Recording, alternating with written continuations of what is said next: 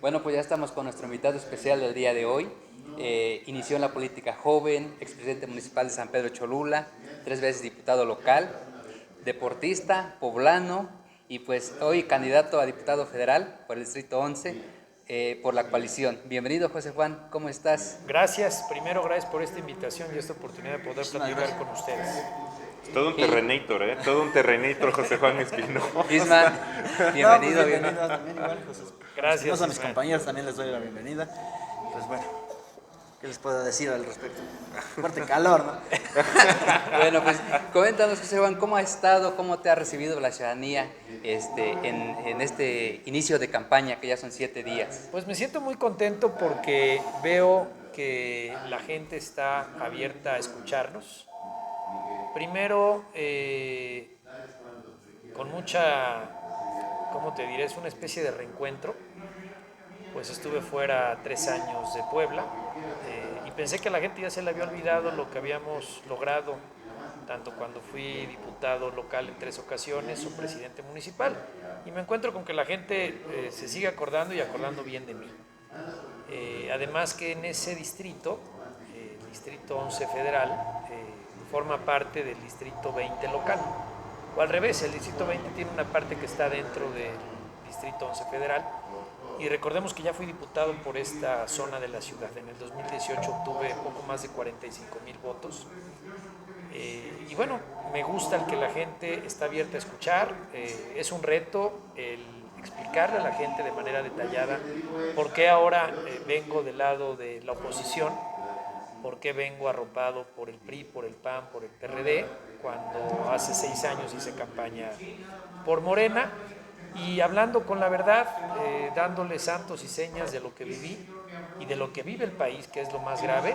Poco a poco vamos convenciendo a esa gente que votó por mí hace 6 años para que ahora se sume a este frente encabezado por Xóchitl y por partidos políticos que parecían antagónicos, pero que hoy la realidad que vive el país, el momento de alerta, de alarma, donde está en riesgo la democracia, la transparencia, la libertad de pensamiento, la libertad de expresión, pues implica hacer este gran bloque que permita volver a darle fuerza a lo que significa el respeto a la ley, a la Constitución y a un Estado democrático.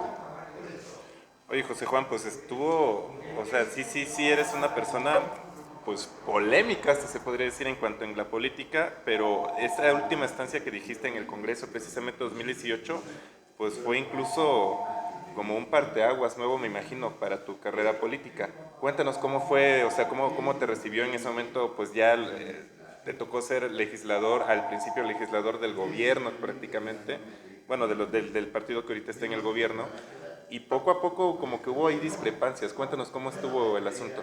Pues solo pude ejercer el cargo un año, porque el resto del periodo por el cual fui electo, pues fui víctima de una confabulación orquestada desde el exgobernador Miguel Barbosa, donde se echó mano de toda la fuerza del Estado. Llegó un momento en que ni siquiera podía yo hacer uso de mi derecho de réplica para defenderme. Llegó un momento en que la radio y la televisión, los medios masivos de comunicación, a pesar de ser diputado, me Te negaban bloquearon. el derecho para demostrar que esa campaña que se orquestó desde la Dirección de Comunicación Social estaba plagada de mentiras. Y me resistí, luché hasta donde más pude, pero llegó un momento en que no solamente mi vida corría peligro, sino la de mi familia. Mi familia fue víctima y un servidor de amenazas, de un acoso desde diferentes áreas del gobierno del Estado. Y bueno, llega un momento en el que tienes que poner por delante la tranquilidad de los hijos. Soy padre de familia, tengo 2 hermosos hijos a los cuales les debo parte de mi felicidad, lo que he logrado, creo que el verdadero legado. Uno pasa la historia cuando toma la decisión de ser padre y de formar a sus hijos. Y en ese momento pues, tuve que hacerme a un lado, tuve que tomar distancia de mi cargo, de mi estado, de mi responsabilidad. Y fueron 2 años como diputado que no pude ejercer como resultado de esta confabulación, que no fue más que una traición.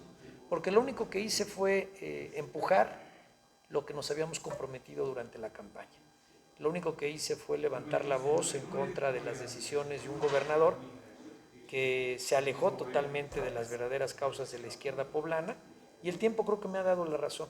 Hoy la verdadera izquierda está marginada en Morena, hoy los verdaderos constructores de Morena han sido marginados, son muy pocos los casos donde se les reconoció y se les está dando la oportunidad de participar en las boletas, y el legado de este gobierno de Morena fue una puerta giratoria para que los mismos que ya habían gobernado en el pasado, los mismos grupos de cacicazgos regionales hoy regresen al poder de la mano de Morena y sus partidos aliados. Entonces, fueron años difíciles, complicados, donde se dijeron muchas mentiras.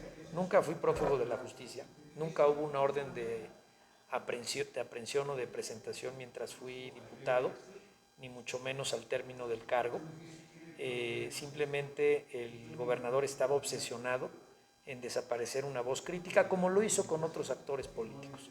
Recordemos que el rector de la Universidad Pública también fue víctima de una persecución, Alfonso Esparza, medios de comunicación, directivos y dueños de medios de comunicación fueron amenazados. No, incluso gente de su gabinete fue a dar a la cárcel. Los propios integrantes de su gabinete fueron perseguidos, varios de ellos. El propio auditor superior del Estado, que fue el que orquestó una serie de denuncias con información falsa, armando denuncias mediáticas sin documentos sólidos, pues hoy sigue en prisión, y que por cierto yo voté en contra de su nombramiento porque sabía que no tenía ni la expertise ni los conocimientos, había reprobado el examen para era concursar. Como la imposición, ¿no? Fue una imposición, y lo mismo sucedió en materia de derechos humanos, y lo que también voté en contra. Me opuse al incremento de las tarifas del transporte público, me opuse al placazo, muchas de las cosas que señalé en su momento, hoy a 5 años de distancia demuestran el fracaso de este gobierno. Pero aquí estamos con la frente en alto. Y ahora todo después de este suceso de que viviste, José Juan Esposa, pues, ¿cómo te sientes?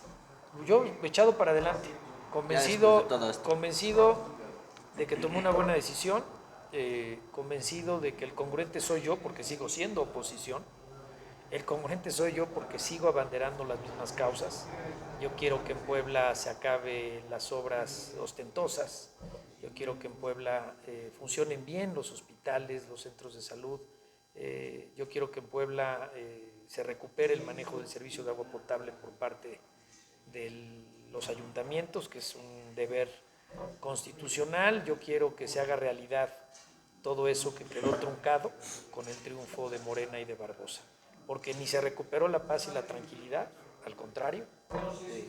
Antes de Puebla se hablaba del huachicol, ahora se habla no solamente del huachicol, se habla del huachigás.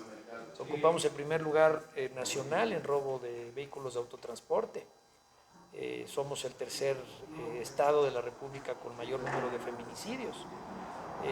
Entonces yo voy a seguir luchando para que Puebla sea ejemplo de buen gobierno, para que en Puebla lo que en su momento logramos en el 2010, porque hay que tener memoria, y en el 2010 ni existía Morena y los partidos de izquierda tomamos la decisión de caminar en una alianza similar.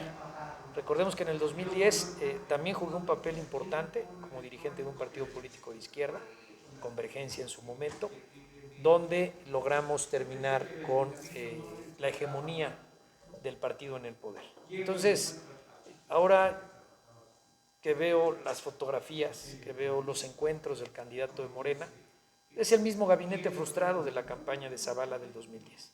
Es el mismo marinismo que perdió el poder, quienes hoy ocupan las primeras posiciones y quienes estarían a cargo de conducir las riendas del Estado. Y el resultado va a ser el mismo. Con los mismos del pasado, el resultado va a ser el mismo. Y es ahí donde esta coalición conformada por el PAN, por el PRI y el PRD, creo que está llevando a muy buenos candidatos, como lo es Eduardo, como lo es Mario. Y bueno, también estoy agradecido porque lo que no supieron valorar en Morena, un trabajo de casi 2 décadas como luchador social, como activista, como defensor de las causas que hemos vivido en los últimos años en Puebla, pues recibo esta invitación y me reencuentro con los mismos con los que habíamos hecho campaña en el 2010. Hoy que veo a Mario Riestra, que tenemos que hacer campaña juntos, pues me vienen buenos y malos recuerdos en campaña, malos recuerdos porque también Barbosa utilizó cuestiones electorales para perseguirme, a mí y a mi familia, y así te podría yo enlistar muchos nombres de militantes del PAN, de militantes del PRD, que hoy nos estamos reencontrando.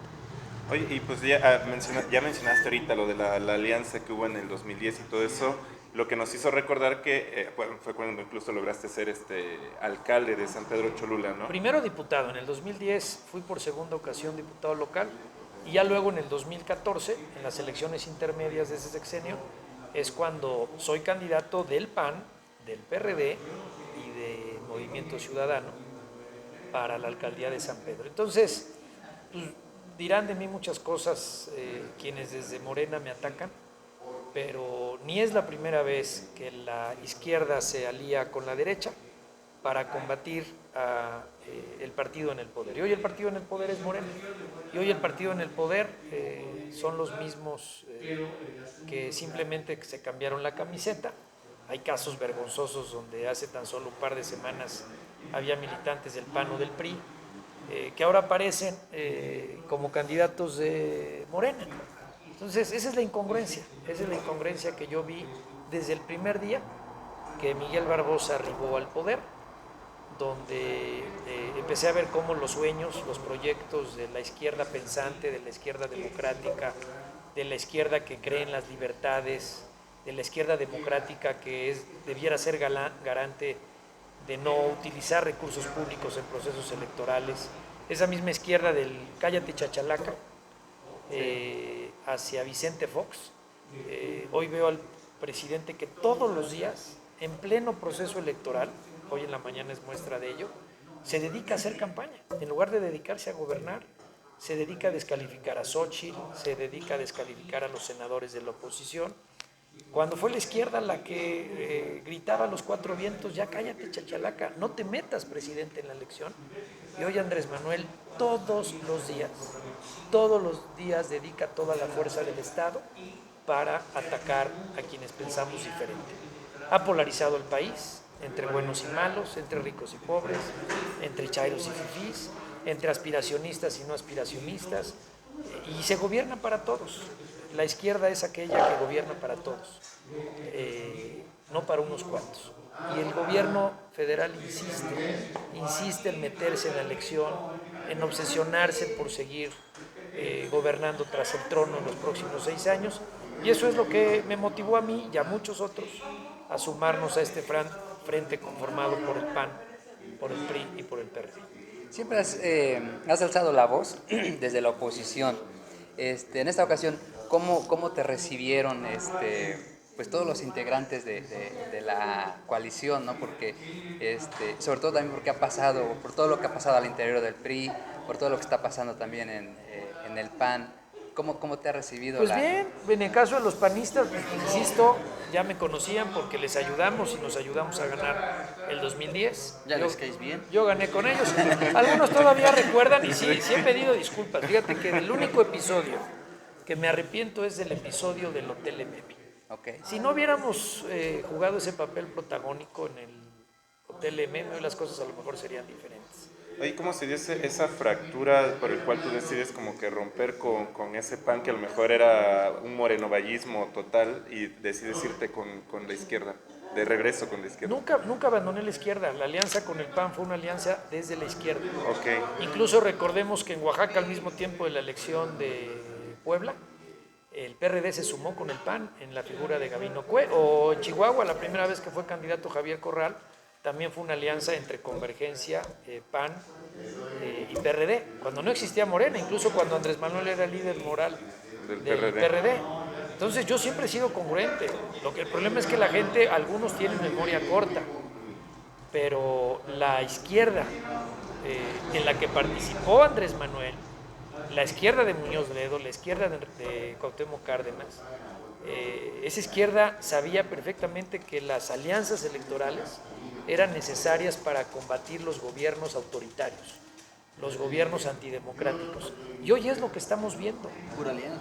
¿Quién obligó a esta gran alianza entre PRI, PAN y PRD? Pues el propio presidente, un presidente que empezó a cooptar cuadros priistas, a premiar a los gobernadores que entregaban sus estados, nombrando los representantes del gobierno ante otros países, las famosas embajadas. El propio Andrés Manuel, cuando prometió mandar al pueblo uniformado a los cuarteles, y lo primero que hizo no solamente fue mantener al ejército en las calles, sino mandar a un segundo plano las funciones de la Secretaría de Marina. Recordemos que eran los marinos los que hacían las detenciones de los narcos, los decomisos más importantes, los hacía la Secretaría de Marina, y de repente no solamente mantuvo al ejército en las calles, sino que los uniformó como Guardia Nacional, empezó a desmantelar a las policías estatales y municipales, y hoy el país sufre o vive una militarización desde un gobierno que prometió Todo lo contrario. todo lo contrario. Entonces, ese es un ejemplo de dónde están los incongruentes. O sea, la izquierda está haciendo lo que tanto La izquierda criticó. se convirtió en lo que tanto criticó. La militarización del país es un ejemplo. El tema de la migración. Andrés Manuel rezaba que él, ganando la presidencia, los migrantes regresarían de los Estados Unidos, porque tendríamos un país con buenos salarios, con oportunidades de empleo, de educación, un país seguro. Y hoy los mexicanos se siguen yendo a los Estados Unidos. Hoy el gobierno presume las remesas que se han multiplicado, cuando debería de ser vergonzoso que millones de familias en este país dependen de lo que trabajan los connacionales en los Estados Unidos para poder sobrevivir. Un segundo ejemplo de la mentira, de la traición del gobierno de López Obrador. Y así te podría yo enlistar otros ejemplos. En materia de salud, por ejemplo. El famoso sistema de salud de Dinamarca lo seguimos esperando. Lo que sí sé es que en plena pandemia el presidente cerró las puertas y evitó la comercialización de vacunas, y mientras en otros países la gente podía vacunarse, en México hace tan solo un par de semanas se abrió la comercialización de vacunas anti-COVID, o todavía seguimos esperando a ver cuándo empiezan a colocar la vacuna patria. Eso sumado a un gobernador como Puebla, que se burlaba y que decía que el COVID solo era enfermedad de ricos, y que se curaba con un molito de guajolote. Y ocultaron muertes. Una de mis diferencias con Barbosa fue cuando exhibí como diputado oficios que señalaban que si no existía una prueba COVID positiva, no podías etiquetar o catalogar esa muerte como parte de la pandemia que vivimos. Ocultaron el número de muertos en Puebla y en todo el país. Con respecto al tema de salud, una de tus propuestas que llegaras a la Cámara Alta sería buscar que la reconstrucción del Hospital San Alejandro sea lo más pronto posible, porque pues, hasta parecer no hay tantos avances. Ya pasaron 7 años. San Alejandro fue construido en 1976. Se empezó su construcción en el 73 y concluyó en el 76. Un hospital de más de 400 camas, ejemplo a nivel mundial. Y hoy han pasado 7 años y el gobierno de Morena no es capaz siquiera de reabrir ni las 100 y tantas camas que anunciaron, ni mucho menos las 400 que tenía anteriormente. La muestra del fracaso del gobierno en materia de salud, basta preguntarle a la gente. Yo me acuerdo muy bien de lo que fue la construcción del hospital de ortopedia, de especialidades General Rafael Moreno Valle Suárez, que hasta le cambiaron el nombre. El Hospital General de Cholula, la remodelación del Hospital de Aguasanta. Se construyeron los famosos CESA, los centros de salud, unos con servicios ampliados, con servicios de hospitalización. En todas las regiones del estado de Puebla se construyeron decenas de centros de salud. En este gobierno no hay un solo hospital nuevo y están por concluir. No hay un solo centro de salud nuevo. Al contrario, han venido desmantelando fachadas. La carestía de medicamentos es real. Por algo Barbosa no quería soltar a este esquema del IMSS Bienestar, el sistema de salud poblano, que ya dieron su brazo a torcer, y seguirá empeorando de continuar este modelo arcaico centralista, donde no hay recursos suficientes para garantizar la salud del pueblo de México. Morena le debe mucho entonces al pueblo de México en respecto a salud. Morena traicionó al pueblo de México. La estrategia es totalmente demagoga y populista. O sea, Generan el sistema nunca funciona. No era el proyecto de la izquierda. El proyecto de la izquierda, el proyecto auténtico de una izquierda pensante, una izquierda inteligente, una izquierda racional, una izquierda democrática, no era entrar con la escoba y desaparecer todo lo bueno que se había logrado desde hace muchas décadas. Porque hay instituciones sólidas que fueron fundadas, construidas, exitosas desde los gobiernos del PRI, como el IMSS, como el ISSSTE, los hospitales de especialidades en la Ciudad de México. Todo eso se construyó en el gobierno priista. Y entra el presidente Obrador con la escoba, desaparece el Seguro Popular, so pretexto de combatir la corrupción, cambió a empresas farmacéuticas por los amigos de los hijos, que comercializan medicamentos en diferentes estados de la República. Entonces, pues la salud, que es una obligación del Estado, es una muestra más del fracaso. En seguridad, fracasados. Más muertos, más robos, más delincuencia. En temas migratorios, tercer país seguro, y ahora el crimen organizado también trafica personas. ¿Esta situación puede cambiar en el país y llegar a ganar Xochitl Gálvez? Mira, va a ser difícil reconstruir mucho de lo que se ha destruido en el sexenio de Andrés Manuel. Porque hay una deuda pública que está creciendo de manera exorbitante y eso no se reconoce ni se hace público.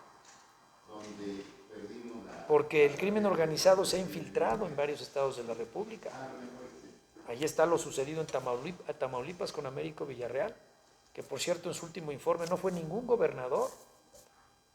¿Por qué? Porque saben que está involucrado en el financiamiento de campañas políticas por parte del crimen organizado, con lo que fueron Pues no vaya a ser la de malas, la que les toque ubicación, algo en Tamaulipas. que se ¿no? saquen la foto con él y en unos días, semanas o meses, la DEA dé a conocer, o Estados Unidos, los audios, los videos, donde Sergio Carmona era el financiador número 1 de la campaña del gobernador de Tamaulipas. Sí, todo el mundo le está temiendo a... Entonces, hay una narcodemocracia. Vámonos al terreno Ya más... les dicen Mataulipas y no es Tamaulipas. Mataulipas. Sí, ya lo dicen. Y lo mismo sucede en otras entidades, no voy a ser más específico. Pero ¿de dónde salió tanto dinero para las campañas anticipadas de las corcholatas nacionales y estatales? Y me refiero a todos los estados, no creo que es únicamente el tema de Puebla. México tendrá entonces su primera presidenta de la República. Bueno, eso me queda claro que solamente hay dos proyectos, el de Morena con Claudia Sheinbaum o el de el PAN-PRI-PRD con Xochitl Gálvez. De que tendremos presidenta, primero Dios tendremos presidenta. El tema es, ¿queremos una presidenta o queremos una encargada de despacho?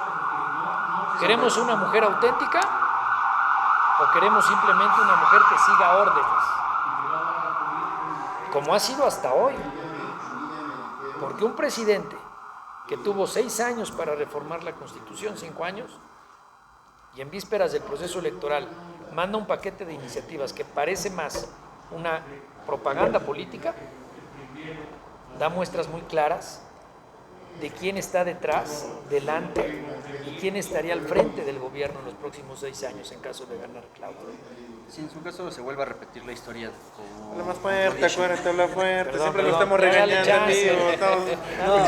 amigo. Si en su caso se vuelve a repetir la historia de como Andrés Manuel López Obrador, que gane en su caso Claudia Sheinbaum, ¿tú crees que en un futuro la gente se hartaría de que no hay un cambio? Así como pasó Entre 2000 y 2012. En años anteriores como el PRI y el PAN. proyecto de Morena está en declive. Esa es una realidad. Si no fuese así, no tendrían que echar manos de los priistas. Lo que están haciendo es contratar mapaches electorales profesionales para mantenerse en el poder, a costa de marginar y de desdibujarse ideológicamente, y no lo dije yo, lo dijo Muñoz Ledo, desde que él denunció la imposición que hubo en la Dirección Nacional de Morena. Entonces, el tiempo le está dando la razón a Muñoz Ledo. Morena, con tal de ganar el poder, es capaz de pactar con el diablo, con el mismísimo diablo. Con respecto a esas nuevas figuras, o ya políticos conocidos, pero que se integran hoy a la lista tanto de diputados, hablando ya en Puebla, diputados locales, diputados federales, que ya estaban en otros partidos, pero de la noche a la mañana dicen, no, pues hoy van a Morena. ¿Qué te dice la ciudadanía cuando tú vas recorriendo y ya ven que están personas que no son ni formadas en Morena, que no han crecido en el proyecto de izquierda? Hay dos tipos de morenistas. Los fanáticos, que por más pruebas que les des van a seguir endiosando al presidente y a su proyecto, y están totalmente cerrados a escuchar, pero también están los morenistas preparados, es decir, esos morenistas de la universidad, sea pública o privada, esos morenistas que leen, esos morenistas que saben de números, que revisan las estadísticas, esos morenistas que conocen perfectamente los orígenes del movimiento de izquierda. Y estoy seguro que la mayor parte de ellos no van a decantarse a favor de sus candidatos. Tampoco te digo que van a salir abiertamente a votar a favor de los candidatos del frente. Pero podría haber un voto Pero de va a haber castigo. va a haber un voto diferenciado. Va a haber un voto diferenciado, va a haber un voto de castigo hacia las imposiciones de Morena. Es inconcebible que la primera presidenta municipal de Morena en Puebla la hayan mandado, es una especie de exilio político, pero desde una boleta electoral la hayan mandado al distrito de Tepeaca. Nada tiene que hacer allá. Jamás ha ocupado un solo cargo de dirección estatal o de representación popular o municipal en esa zona del estado. A diferencia mía, a mí si la gente me dice, ¿tú qué haces en Puebla? La diferencia es que yo ya fui diputado por Puebla. Yo nací en Puebla. Yo estudié en Puebla, desde el primero de kinder hasta la universidad. Oye, pero ¿por qué fuiste presidente municipal de San Pedro Cholula? Pues porque tengo raíces en San Pedro Cholula y es parte de la zona metropolitana. Pero ¿qué tiene que estar haciendo Claudia Rivera en el tianguis de Tepeaca haciendo campaña? Eso es una muestra muy clara de que Morena fue controlada y hoy quienes toman las decisiones son grupos ajenos que inclusive estuvieron del otro lado de la boleta en el 2018. El primer morenista en la entidad, en la campaña presidencial donde Andrés Manuel fue electo presidente, estuvo en la boleta del PAN. Y eso es una muestra contundente que demuestra cómo Miguel Barbosa hizo lo mismo que hacía cuando estaba en el PRD, trabajar para los mismos de siempre, entregar a la izquierda los servicios del viejo PRI. Y eso es lo que hoy estamos viendo. Entonces, mi apuesta es que esa lucidez de pensamiento, que esa buena memoria que tienen los militantes de izquierda, se traduzca en un voto diferencial. Y que sepan que si José Juan Espinosa llega al Congreso de la Unión, será una voz fuerte, firme y congruente. Pues mira, si quieres con eso, para también no quitarte tu tiempo, estás en campaña, pues si quieres, la cámara es tuya por completo, un mensaje precisamente a las personas, tanto a tu distrito, como a lo mejor todavía algunos todavía no tan creyentes de este José Juan. Y que luego, porque por ejemplo, cuando fue tu primer rueda de prensa, y eso lo debemos confesar, el único que creía en ti era Ismael, de los tres. Ay, vamos con José Juan, nosotros, no, pues es que, ¿qué va a decir? No. Todavía no era yo convenció. candidato, ¿no? No, todavía no. Todavía no. Fue hasta la segunda que dijimos, bueno, vamos. Y fue así como que, no manches, sí trae discurso. No manches, sí, o sea, ¿por qué no llegamos desde el primer día? Ismael, se los dije. ¿No? Entonces, si alguien nos convenció de escucharte, fue Ismael. Gracias. Para eso existe el periodismo, ¿no? Claro. Darle voz al que no puede. Esto es lo que está en riesgo. Sí, no, y Lo que está en riesgo es, por ejemplo, una labor elemental de ustedes es el acceso a la información. Un buen periodista documenta, conoce sobre lo público. Ahora es inconcebible que no nos puedan decir cuánto costó realmente una refinería, un aeropuerto, un tren. Y eso se está replicando en Puebla. Hace unos días yo solicité el expediente del proceso de compra del nuevo terreno. Me lo negaron. El propio Congreso del Estado aplicó una secrecía de 3 años, un resguardo de información le llaman. Entonces, lo que está en juego es la vocación de ustedes, su profesión. Un presidente que así aunque le presenten los videos, las fotos, los documentos, los contratos, de la enorme corrupción que hay en torno a su círculo más cercano, lo niega. Va a terminar diciendo sí, pero el PRI robó más, ¿no? Y 8 días después, ves al periodista sentado en una fiscalía, acusado por el hermano del presidente, cuando hay fotografías que evidencian la corrupción en la familia presidencial. Entonces, le meten miedo al periodismo y sufre sus peores momentos. México está dentro de los Sí, uno de los que tiene mayor dos, riesgo. es el segundo o tercer país más peligroso para ejercer el periodismo. Así es. No hay a mí me censuraron siendo diputado por decir la verdad, porque no dije ninguna mentira. Cuando me opuse al nombramiento de los que llegaron de Chiapas a hacerse cargo de la Secretaría de Seguridad Pública, advertí de dónde venían y lo que podía pasar.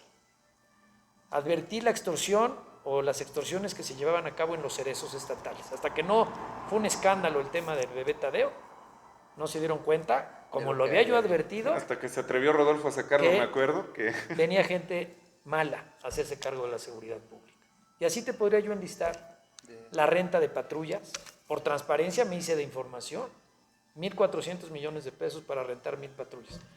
Gracias a que levanté la voz, el proveedor no tuvo otra más que acabar regalando esas 1.000 patrullas al término del contrato. Sabían que había un fraude detrás. Entonces, ese es el tipo de diputados que necesitamos. En lo local y en lo federal. En lo local ya fui 3 veces, siempre apliqué el mismo código de ética parlamentario. Una iniciativa de ley, un decreto, un acuerdo o una política pública, si es para bien de los poblanos, la voto a favor, venga de quien venga. Si va a dañar la libertad, la dignidad o el patrimonio, así sea de un ciudadano, la voto en contra. Y no solamente con el voto, sino el voto razonado. Y si hay dudas, para eso existe el voto de abstención. Claro. Entonces, ese código de ética parlamentario me ha funcionado bien durante 3 legislaturas. Y hoy decido participar para buscar la Diputación Federal porque hay que ir a defender el derecho a la transparencia, porque hay que defender los contrapesos constitucionales. Cuando yo he tomado protesta y el presidente, cualquiera de ustedes llega a obtener un cargo, así sea de una regiduría, hasta el presidente de la República, juras cumplir y hacer cumplir ¿qué? Ley. ¿Cómo se dice? La Constitución. Todos los cargos públicos llevan esa leyenda, ese cierre. Me comprometo, juro, protesto, cumplir y hacer cumplir la Constitución. Y hoy tenemos un presidente que quiere cambiar la Constitución. Hoy tenemos un presidente que para él la ley no es la ley. Y por encima de la ley está, como dice él, su dignidad o su pensamiento. Y donde todos piensan igual no se piensa mucho. Así es, pues precisamente por eso, pues ahí te digo, la cámara es tuya, si quieres, Pues ese es mi cierre, invitarlos a que, a que depositen en mí un voto y que tengan la certeza que José Juan Espinosa no los va a traicionar. Jamás los he traicionado. Para mí hubiese sido muy fácil pactar con el poder, achicarme con el poder, recibir contratos como si los recibieron otros, convertirme en un empleado del gobernador en turno. Y a Marín le voté 2 veces sus cuentas públicas, que son las que me correspondían. A Moreno Valle le voté en contra sus cuentas públicas.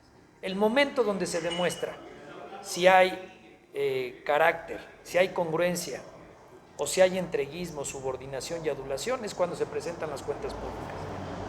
Solamente a un exgobernador de Puebla le he votado una cuenta pública a favor, y que fue Melquiades Morales. Y aparte hice la observancia de un error en la contabilidad que se le conoció en su momento como hoyo financiero.